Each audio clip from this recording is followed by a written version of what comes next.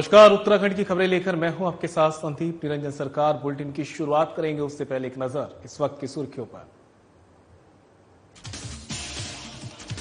गुवाहाटी में पर्यटन मंत्री जयंत मल्ला से मिले कृषि मंत्री गणेश जोशी। कई समसामयिक विषयों पर की चर्चा। जयंत मल्ला को बद्री विशाल का प्रसाद किया भेंट। 1 सितंबर 1994 उत्तराखंड आंदोलन के अध्याय का काला दिन। मसूरी में आज भी लोगों को झकझोर रही पुलिस की बर्बरतापूर्ण कार्रवाई। पुलिस अधिकारी समेत 6 लोग हुए थे शहीद। उत्तराखंड के हरि सिंह गुंसोला को नहीं मिला राज्य आंदोलनकारी का दर्जा। हरि सिंह गुंसोला थे एक बेहतरीन फोटोग्राफर। बिना गुंसोला सरकारी कार्यालयों में काट रहे चक्कर। कल में 5 दिवसीय श्री कृष्ण जन्माष्टमी महोत्सव का आयोजन। 5वें दिन निकाली गई डोली की शुभ यात्रा। पूजा अर्चना कर डोली का किया गया विसर्जन। और रुड़की में पुरानी तहसील चौकी के पास मिला युवक का शव। पुलिस ने शव को कराया पोस्टमार्टम। परिजनों ने की मामले में गहराई से जांच की मांग।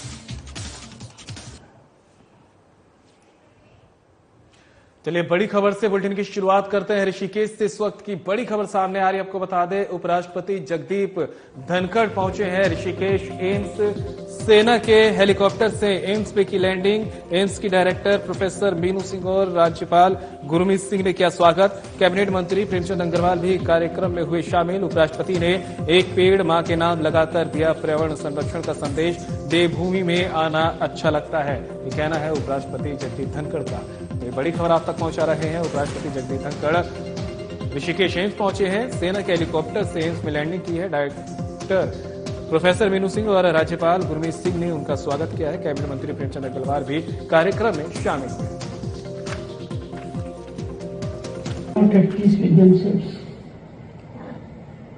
In this backdrop, which is somber, it is nothing less than a national tragedy.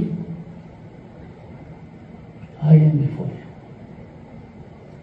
As a matter of fact, holding a constitutional position,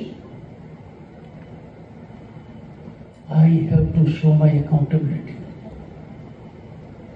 I have to justify the position I hold as Vice President and Chairman, Rajya Sabha.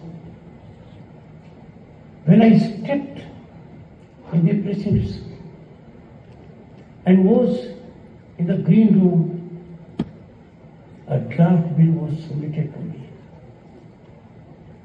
It should be job of parliamentarians. It should be job of legislature. But this has been done by Resident Doctors Association. Compulsively, in difficulty, to show us no hope. The tunnel is dark. The tunnel is now long. We have to see light at it. CM Pushkar Singh Dhami ने खटीमा में उत्तराखंड आंदोलन के दौरान शहीद राज्य आंदोलनकारियों की स्मृति में आयोजित श्रद्धांजलि कार्यक्रम में शिरकत की है, जहां सीएम ने शहीद राज्य आंदोलनकारियों को श्रद्धांजलि दी। कार्यक्रम में सांसद अजय भट्ट, विधायक भुवन कापड़ी और तमाम जनमान्य लोग उपस्थित रहे हैं। आइए अब आपको सीधे लिए चलते हैं खटीमा, जहां सीएम पुष्कर सिंह धामी कार्यक्रम में आंदोलनकारियों की उपस्थित जनसमूह को संबोधित कर रहे हैं। किस प्रकार से उस समय उनको प्रताड़ित किया गया था, लेकिन हमें याद रखना है कि आखिर क्यों लोगों ने अपना बलिदान राज्य निर्माण के लिए किया। भाइयों बहनों, इन महान लोगों ने अपना बलिदान केवल और केवल इसलिए किया क्योंकि वो उत्तराखंड का सुनहरा भविष्य चाहते थे। हम सबका सुनहरा भविष्य चाहते थे। वो उत्तराखंड का विकास, उत्तराखंड का उत्थान चाहते थे, एक अलग राज्य चाहते थे। वो इस बात को भली भांति समझते थे कि उत्तराखंड अलग राज्य बनकर ही सच्चे अर्थों में अपने सपनों को पूरा कर सकता है। उनके बलिदान और उनके त्याग की सच्ची श्रद्धांजलि यही होगी कि हम सब मिलकर उनके सपनों का उत्तराखंड बनाएं।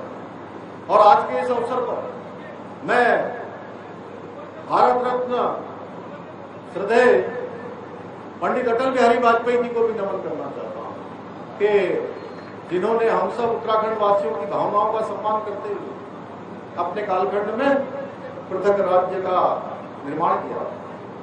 और यह पृथक राज्य के रूप में उत्तराखंड को लेकर जो हमारे आंदोलनकारियों की सोच थी, उनकी आकांक्षाएं थी, उनको पूरा करना हम सबका कर्तव्य है। हम सबका संकल्प है कि हमें उनके सपनों का उत्तराखंड बनाना है।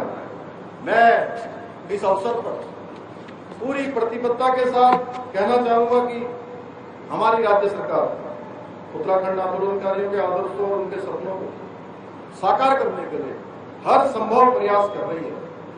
हमारा एक एक पल और एक एक क्षण आंदोलनकारियों के सपनों का उत्तराखंड बनाने के लिए समर्पित है। हम वह सब काम आगे बढ़ा रहे हैं जो हमारे उत्तराखंड के आंदोलनकारी जिसके बारे में सोचते थे।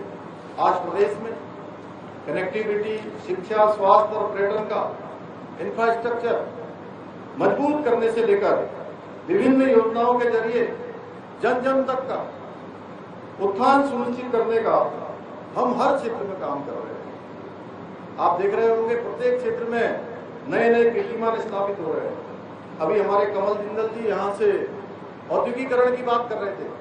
मैं इस मंच के माध्यम से आज हमारे देश के यशस्वी प्रधानमंत्री आदरणीय नरेंद्र मोदी जी का भी धन्यवाद करना चाहता हूं कि जहां हमारे ही इसी उधम सिंह नगर जनपद में जहां एम्स का एक और एम्स का निर्माण हो रहा है। हमारे आदरणीय भट्टी यहाँ पर बैठे, इन्होंने भी बहुत प्रयास उसके लिए किया।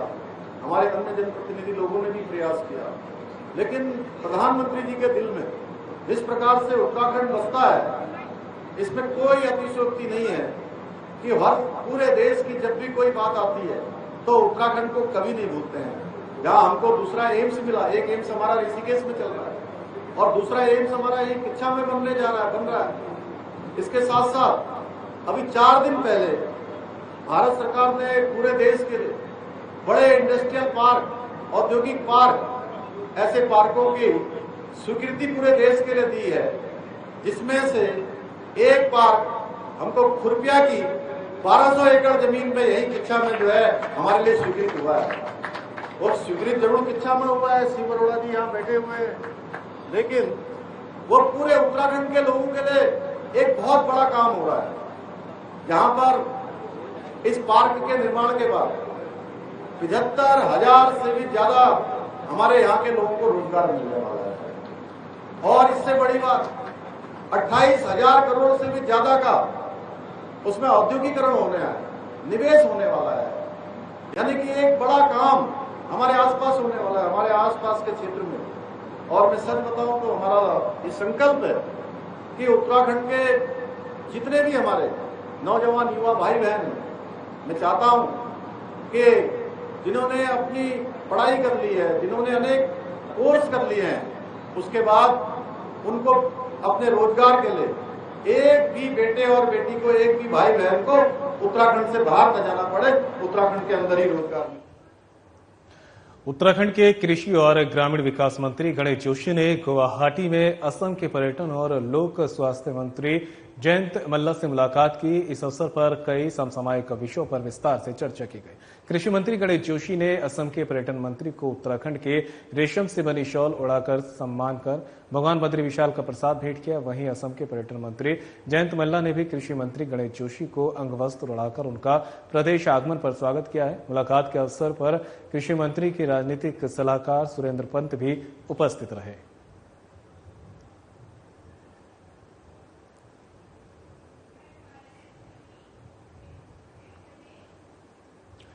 पृथक उत्तराखंड राज्य की मांग कर रहे निहत्थे लोगों पर पुलिस की ओर से की गई बर्बरतापूर्ण कार्रवाई आज भी लोगों को झकझोर कर रख देती है। 2 सितंबर 1994 का ऐतिहासिक दिन आज भी इतिहास के पन्नों में काले अक्षरों में दर्ज है। तत्कालीन उत्तर प्रदेश सरकार द्वारा निहत्थे राज्य आंदोलनकारियों पर पुलिस द्वारा की गई बर्बरता के बाद 6 लोग शहीद हो गए थे। साथ ही एक पुलिस अधिकारी उमाकांत त्रिपाठी भी शहीद हुए थे।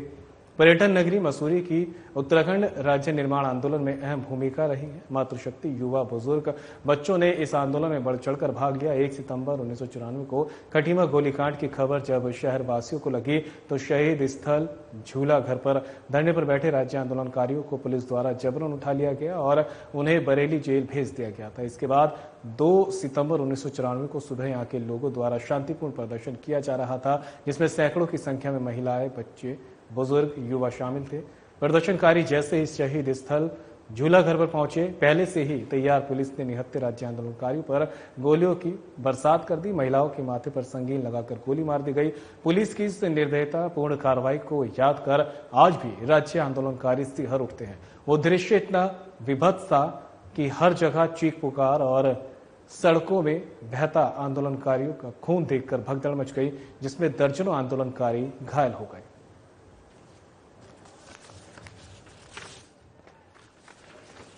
मुलायम सिंह सरकार यूपी में थी तो उन्होंने यहाँ पे रातों रात जो है शहीद स्थल पे धरना चल रहा था तो 5 लोगों को गिरफ्तार कर लिया गया। बस जैसे ही 5 लोगों को गिरफ्तार करके देहरादून भेजा, उसके बाद शहर के सारे गणमान्य लोग और हम सब तमाम लोग झूला घर पे गए। हमने वहाँ एडीएम थे तनवीर जफर अली, बड़े सख्त मिजाज का हिटलर टाइप का अधिकारी था, और उन्होंने हमको कहा कि तुम यहाँ से हट जाओ नहीं तो हम गोली चला देंगे, हमको बलपूर्वक प्रयोग करना पड़ेगा। तो हम लोगों ने उसका विरोध करा तो उन्होंने हमको अरेस्ट कर लिया और हमको देहरादून पुलिस लाइन में ले गए।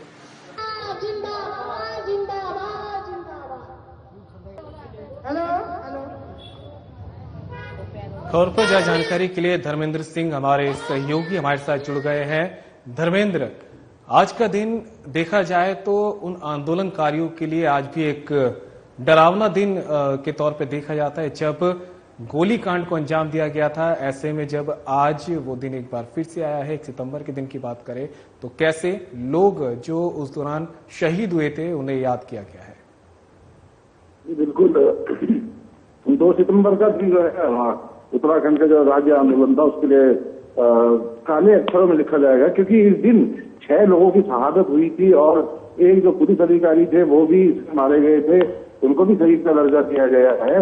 और वो बहुत ही भयावह दृश्य उस दौरान देखने को मिला है, क्योंकि जो प्रत्यक्षदर्शी है उनका कहना है कि पुलिस की बर्बरता इतनी ज्यादा थी कि वहां पर जो चीख पुकार सुन के और जो खून के जो वहां लगातार खून की नदियां बह रही थी, लोगों के सीने पे संगीन लगाकर गोलियां मार दी गई थी, चीख पुकार और भगदड़ का जो ऐसा माहौल था, तो जो राज्य आंदोलनकारी हैं वो आज भी उस घटना को याद करके शहर उठते हैं कि पुलिस ने किस तरीके से बर्बरता दिखाई थी। निहत्थे लोगों पर पहले आंसू गैस से प्लास्टिक की गोलियां, उसके बाद फिर गोलियां चला दी थी, तो जिसमें तो 6 लोग शहीद हो गए थे पुलिस कर्मी के साथ ही।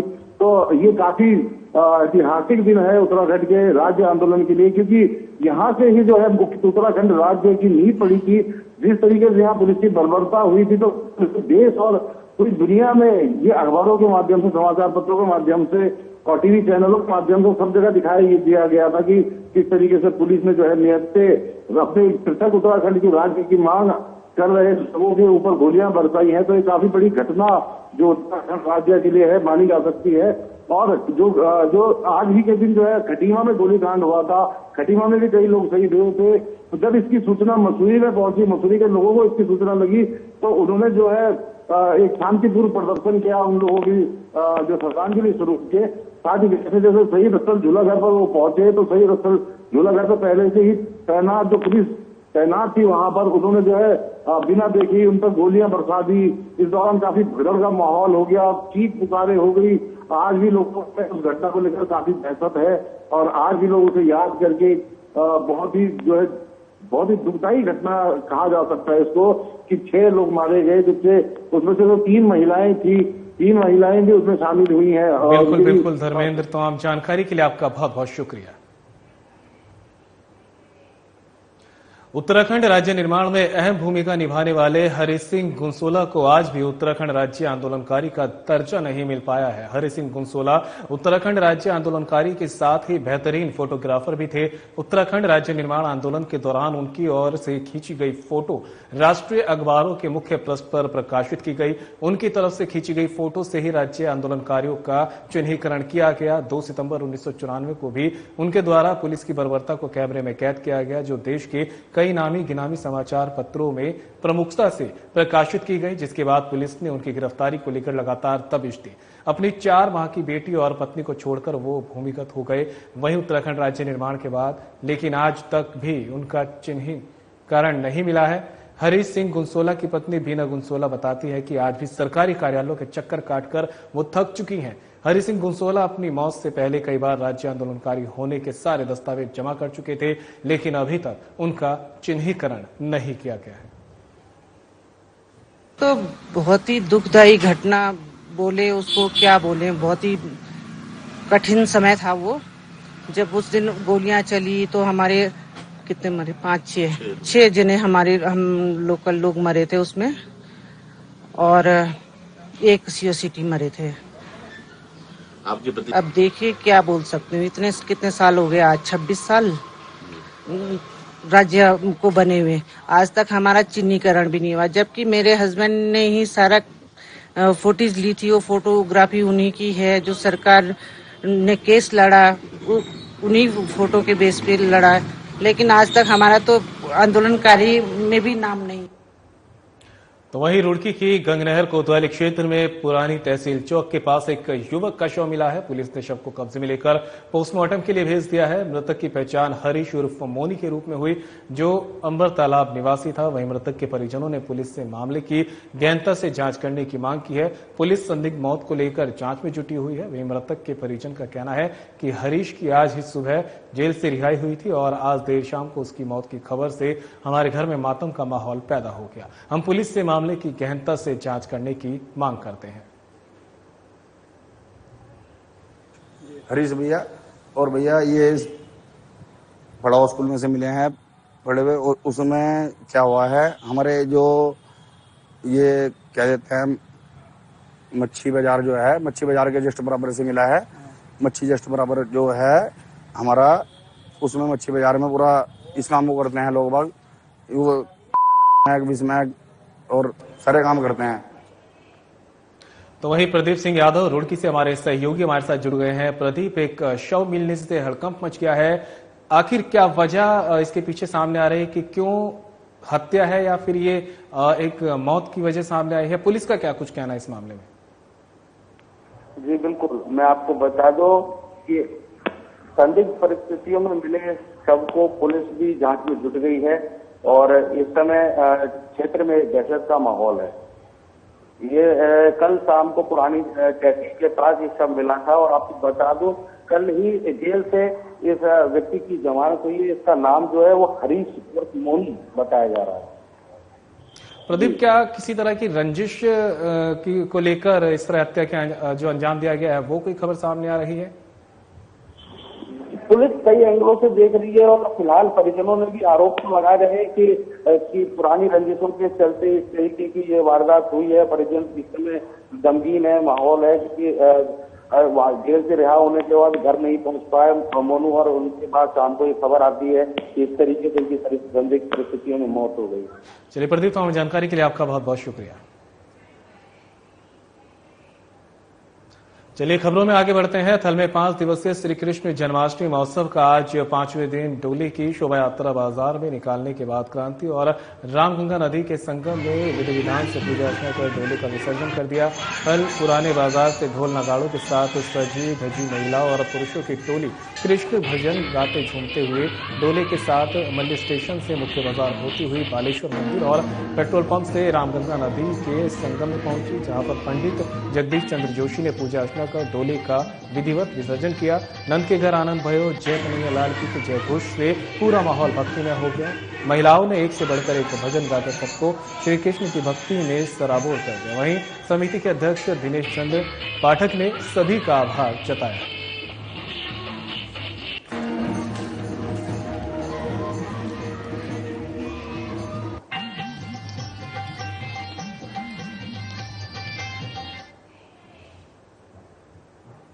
और इस बीच देहरादून से बड़ी खबर सामने आ रही है। आपको बता दें, उत्तराखंड में पल पल मौसम का मिजाज बदलता दिख रहा है। बड़ी खबर आप तक पहुंचा रहे हैं। बारिश से पहाड़ी इलाकों में हो रहा भूस्खलन, मैदानी इलाकों में हो रहा जलभराव। देहरादून में अचानक बदल रहा मौसम, चटक धूप के बाद हो रही बारिश की बौछार। प्रशासन लगातार दे रहा चेतावनी, मौसम के पूर्वानुसार ही करे यात्रा। चेतावनी बोर्ड की ना करें अनदेखी, मौसम विभाग ने जारी किया पूर्वानुमान। देहरादून, बागेश्वर, नैनीताल, उधम सिंह नगर और चंपावत में येलो अलर्ट। अन्य जिलों में रहेगा मौसम शुष्क। तो बड़ी खबर आप तक पहुंचा रहे हैं। लगातार उत्तराखंड में मौसम का मिजाज बदल रहा है।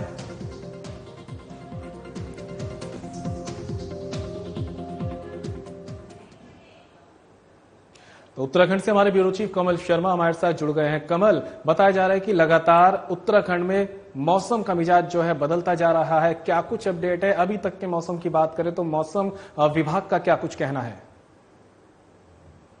आज संदीप, लगातार कहें तो सावन खत्म हो गया, लेकिन अब भादो आ चुका है।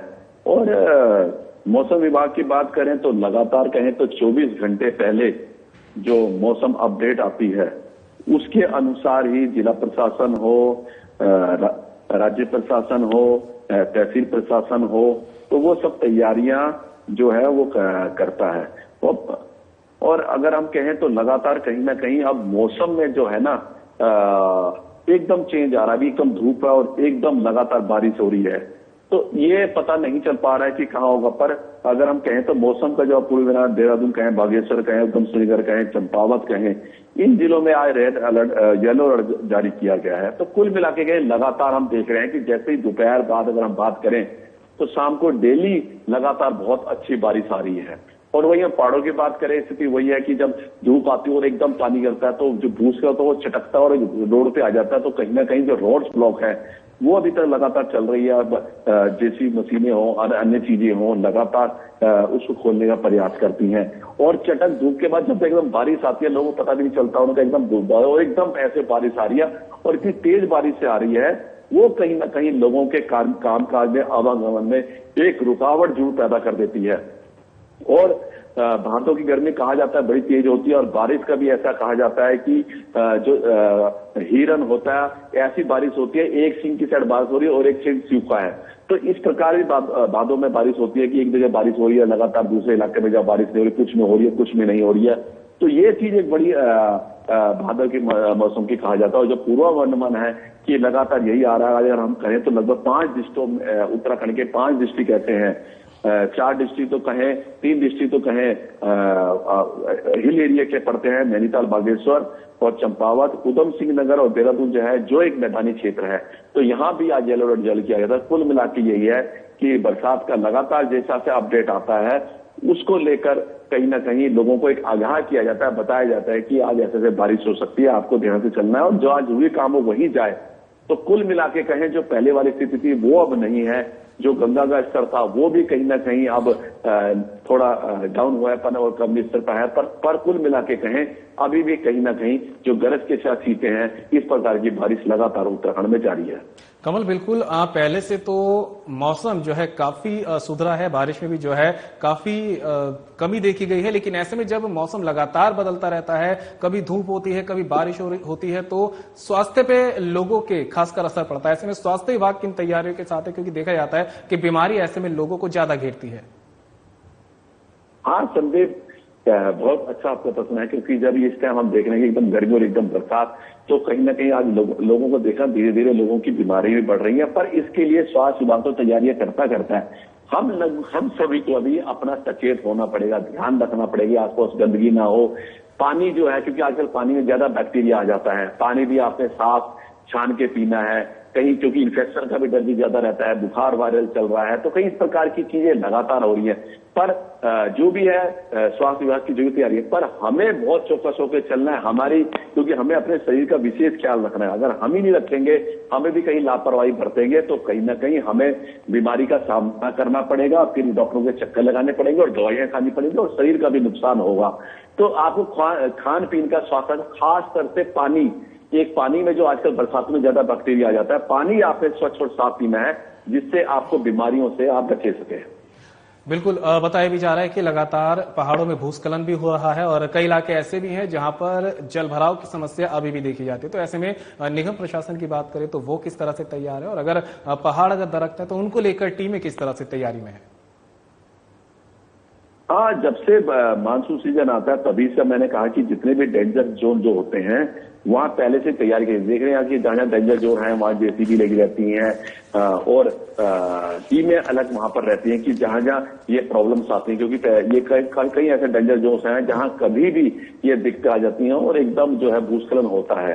तो इसके लिए लगातार वैसी तैयारी जाती है, जो डेंजर जोन होते हैं वहां व्यवस्थाएं पूरी रहती हैं। और जैसे ही भूस्खलन आता है तो प्रयास यही किया जाता है कि लगातार उसको जल्दी से कल हम एक देख रहे थे कि बाहर से कुछ लोग आए थे, कुछ रास्ता ब्लॉक हो गया, 20-25 लोग थे, तो वहीं पर उन्होंने अपना जब तक रोड्स बंद थी तो उन्होंने नाच गाना कर एक उसको करके एक यहाँ पर बड़ी अच्छी तरह से 2-3 घंटे करके उन्होंने उस समय को काटा। तो कई चीजें ऐसी आती हैं कि जहां डेंजर जोन होते हैं वहां व्यवस्थाएं रहती हैं ताकि उसको समय से खोला जा सके। ये देख रही हैं फॉग लाइटें और जेसीबी भी कैसे लगी रहती हैं कि जल्दी जल्दी का ऐसा रास्ता कर दिया जाए कि लोग निकल सके और दोबारा भूस्खलन ना, उसके लिए भी लगातार उन टीमों द्वारा प्रयास जारी रहते हैं। बिल्कुल कमल, तमाम जानकारी के लिए आपका बहुत बहुत शुक्रिया। और फिलहाल बुलेटिन में मेरे साथ इतना ही, दीजिए इजाजत, नमस्कार।